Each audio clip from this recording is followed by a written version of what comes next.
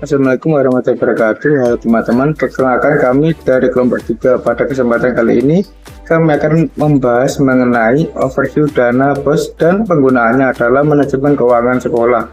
Dalam penyelenggaraan pendidikan sekolah membutuhkan biaya operasional untuk mendukung berbagai kegiatan pembelajaran dan layanan pendidikan. Namun tidak semua peserta didik memiliki kemampuan ekonomi yang sama. Oleh karena itu, pemerintah menghadirkan program dana bantuan operasional sekolah atau dana BOS. Melalui video ini kami akan menjelaskan pengertian dana BOS, tujuan, prinsip, hingga proses pertanggungjawabannya dalam manajemen keuangan sekolah.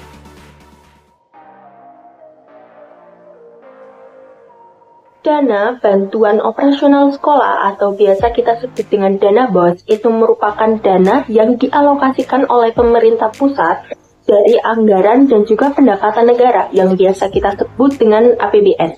Nah, ini fungsinya untuk membantu pendanaan satuan pendidikan. Dana ini diberikan pada jenjang SD, SMP, SMA, maupun SMK yang berfungsi untuk membantu kegiatan operasional sekolah, khususnya pada proses pembelajaran dan juga layanan pendidikan. Dengan adanya dana BOS, sekolah dapat menjalankan kegiatan pendidikan secara lebih optimal dan juga berkelanjutan. Selanjutnya, kita masuk ke pembahasan tujuan dari program Dana BOS. Program Dana BOS memiliki beberapa tujuan utama, yaitu yang pertama, membantu meringankan beban biaya pendidikan yang ditanggung oleh peserta didik dan orang tua. Yang kedua, meningkatkan akses masyarakat terhadap layanan pendidikan yang layak. Yang ketiga, mendukung peningkatan mutu pembelajaran dan layanan pendidikan di sekolah. Dan yang keempat, menunjang pelaksanaan program wajib belajar yang dicanangkan oleh pemerintah. Dengan kata lain, dana BOS ini hadir untuk mewujudkan pendidikan yang lebih merata, berkualitas, dan dapat diakses oleh seluruh masyarakat. Prinsip penggunaan dana BOS tidak boleh dilakukan secara sembarangan, melainkan harus mengikuti pedoman prinsip yang jelas agar tidak disalahgunakan. Prinsip yang pertama yaitu fleksibilitas, di mana penggunaan dana itu harus disesuaikan dengan kebutuhan dan prioritas masing-masing sekolah. Yang kedua yaitu efektivitas, berarti dana tersebut itu harus digunakan secara tepat sasaran untuk mendukung kegiatan pembelajaran di sekolah. Yang ketiga yaitu efisiensi, di mana penggunaan dana itu harus dilakukan secara hemat namun tetap optimal untuk mencapai tujuan yang ada. Dan yang keempat adalah transparansi. Pengelolaan dana itu harus terbuka dan dapat diketahui oleh berbagai pihak, termasuk masyarakat sekitar sekolah. Dan yang terakhir ada akuntabilitas, di mana pengelolaan dana itu harus dapat dipertanggungjawabkan dengan bukti yang kuat dan bukti-bukti yang valid. Dengan menerapkan kelima prinsip tersebut, pengelolaan dana BOS itu diharapkan dapat berjalan baik, tepat guna, dan mampu memberikan kualitas pendidikan yang jauh lebih baik. Oke, selanjutnya kita masuk ke prinsip pengelolaan dana BOS. Nah, dalam pengelolaan dana BOS terdapat beberapa pihak yang memiliki peran penting dan saling bekerja sama. Yang pertama yaitu kepala sekolah bertindak sebagai penanggung jawab dalam seluruh proses pengelolaan dana. Kemudian selanjutnya ada bendahara BOS yang bertugas mengelola administrasi serta keuangan yang berkaitan dengan penggunaan dana tersebut. Kemudian guru juga turut berperan dengan memberikan masukan mengenai kebutuhan pembelajaran di sekolah. Nah, selain itu juga ada komite sekolah yang berfungsi sebagai pihak yang memberikan pertimbangan sekaligus melakukan pengawasan. Nah, sementara itu ada operator sekolah juga yang membantu dalam pengelolaan data dan penyusunan laporan melalui sistem digital. Dengan demikian, pengelolaan dana BOS bukanlah tanggung jawab satu orang saja, melainkan hasil kerjasama seluruh pihak yang terlibat agar dana dapat digunakan secara efektif, transparan, dan juga tepat sasaran.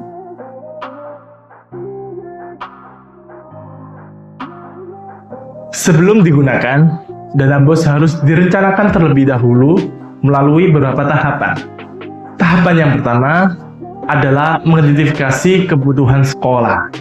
Selanjutnya, kebutuhan tersebut diruangkan ke dalam rencana kegiatan dan anggaran sekolah atau RKAS.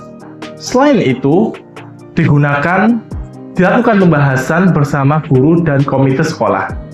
tahap terakhir adalah pengesahan RKAS sebagai dasar penggunaan dana BOS tersebut. Dengan adanya perencanaan yang baik, penggunaan dana dapat lebih terarah dan tepat sasaran. RKS atau Rencana Kegiatan dan Anggaran Sekolah merupakan dokumen yang berisi rencana program serta anggaran sekolah dalam satu periode tertentu. Saat ini penyusunan RKS telah didukung oleh aplikasi digital yang bernama ARKAS atau Aplikasi Rencana Kegiatan dan Anggaran Sekolah. ARKAS berfungsi untuk membantu proses perencanaan, penganggaran, pelaksanaan, serta pengawasan penggunaan dana BOS. Pemanfaatan ARKAS dapat membantu pengelolaan keuangan sekolah menjadi lebih efektif, transparan, dan akuntabel.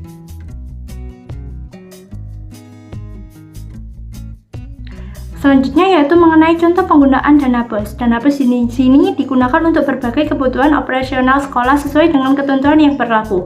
Contohnya yaitu adanya pembelian buku pelajaran dan alat tulis kantor, kemudian adanya pembayaran listrik dan internet, kemudian adanya pelaksanaan kegiatan pembelajaran, dan adanya pemeliharaan sarana dan prasarana sekolah, serta adanya kegiatan ekstrakurikuler pada siswa. Penggunaan dana tersebut memiliki tujuan untuk mendukung kelancaran proses pendidikan yang ada di sekolah tersebut. Beberapa larangan dalam penggunaan dana BOS.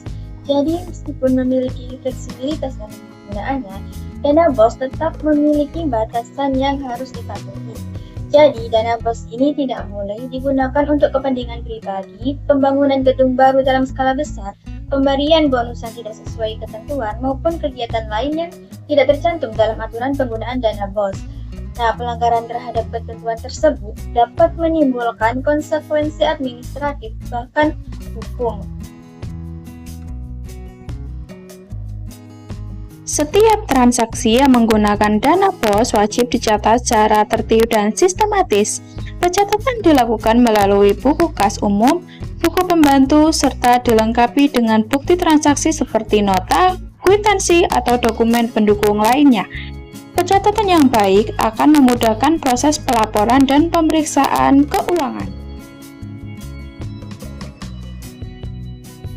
Setelah dana BOS digunakan, sekolah wajib menyusun laporan realisasi penggunaan dana BOS tersebut.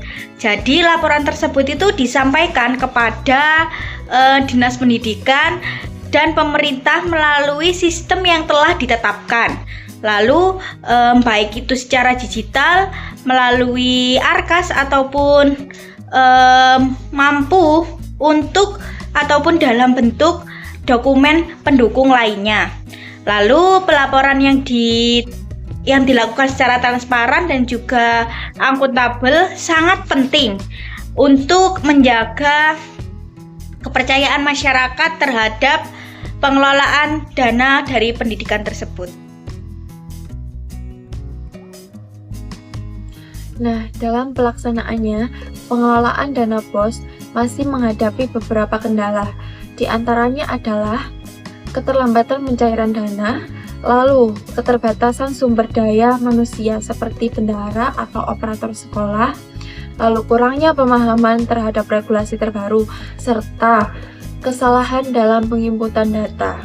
Nah, keterlambatan pencairan dana itu dapat menghambat pelaksanaan program dan kebutuhan operasional sekolah.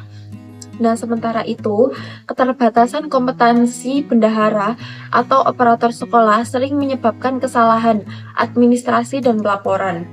Nah, perubahan regulasi yang cukup dinamis juga menuntut sekolah untuk terus memperbarui pemahaman agar pengelolaan dana tetap sesuai ketentuan.